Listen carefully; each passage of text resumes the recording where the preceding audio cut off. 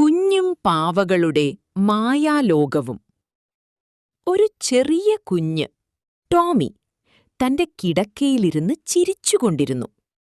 അവന്റെ ചുറ്റും നിറഞ്ഞു നിന്നത് പല നിറങ്ങളിലുള്ള കരടിപ്പാവകളായിരുന്നു. നിങ്ങളെല്ലാം എന്റെ സുഹൃത്തുക്കളാണ് എന്ന് ടോമി പറഞ്ഞു. അവൻ അച്ചാനം പാവകൾ ജീവനുള്ളതുപോലെ മുന്നോട്ട് നടന്നു തുടങ്ങി. ഒരു പാവ തമ്പുരു വായിച്ചു, മറ്റുള്ളവർ പിന്നിൽ നടന്നു.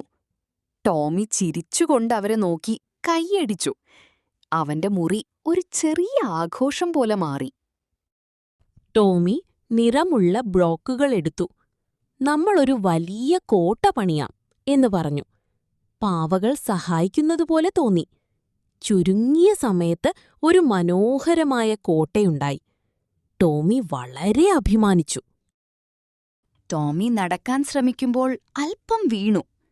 പക്ഷേ പാവകൾ അവനെ പിടിച്ചു നിർത്തുന്ന പോലെ തോന്നി. ടോമി വീണ്ടും എഴുന്നേറ്റു.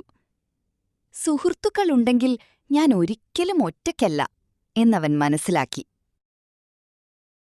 രാത്രിയായി. ചന്ദ്രപ്രകാശം മുറിയിലേക്കു വീണു. ടോമിയും പാവകളും ചേർന്ന് ഒരു ചെറിയ ചായക്കളി തുടങ്ങി. അവൻ ചിരിച്ചുകൊണ്ടിരുന്നു. അതൊരു മായാജാല നിമിഷം പോലെയായിരുന്നു. അവസാനം ടോമി ഉറങ്ങാൻ കിടന്നു. പാവകൾ അവനെ ചുറ്റിയിരുന്ന് കാവൽ നിൽക്കുന്ന പോലെ തോന്നി. ടോമി സമാധാനത്തോടെ ഉറങ്ങി. അവൻ സ്വപ്നത്തിലൂടെ വീണ്ടും തന്റെ പാവകളോടൊപ്പം കളിച്ചു.